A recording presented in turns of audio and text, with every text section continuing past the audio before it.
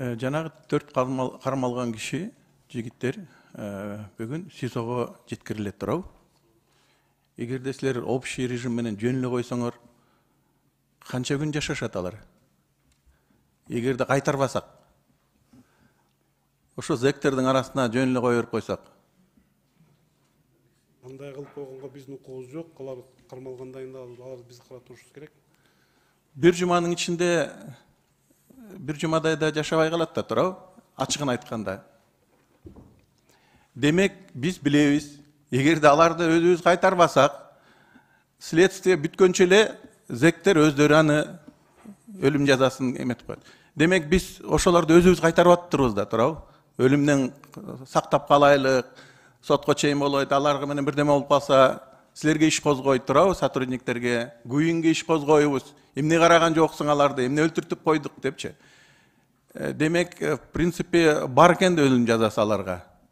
Булар деген эми ачыгын айтканда көп жашабайт. Эгерде биз отдельный камерага кармабасак, кайтарбасак ошолорду, аларды да сабап койсо дагы кызматкерлерди иш козгойбуз турабы.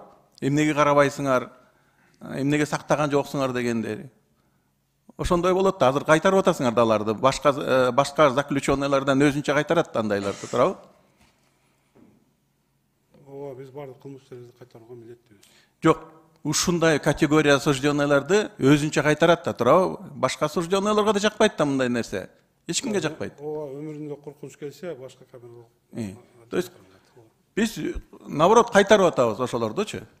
Ошондуктан мен оюмча өлүм жазасы бүгүн деле бар. Жөн эле койсок эле 3 күндөн кийин эле камерадан чыкпай калат негизи.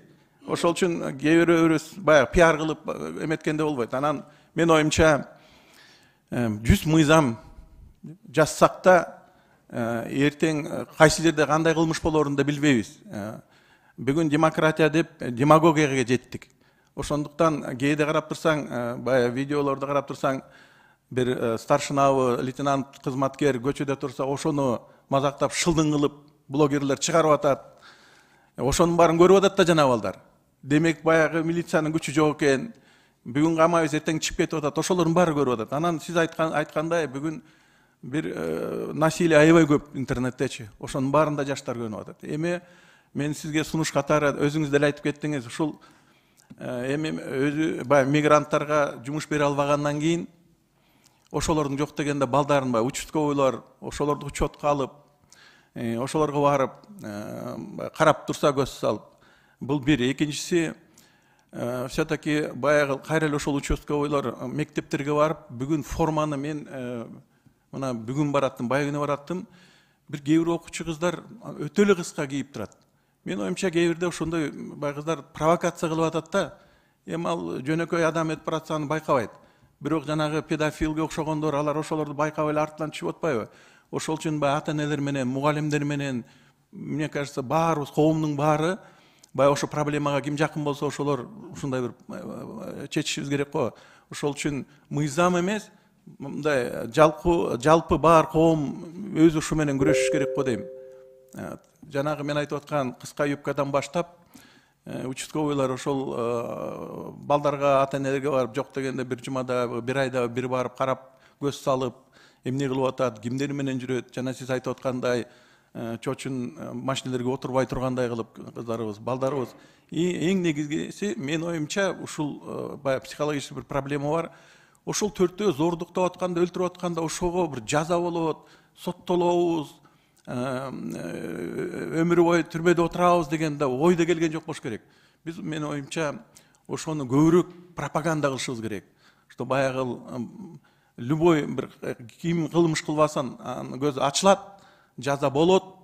Особенно зордуктоо менен зонага баргандан кийин кайра кайрылып келбейсиң дегендей бир пропаганда кылышыбыз керек окшойт да.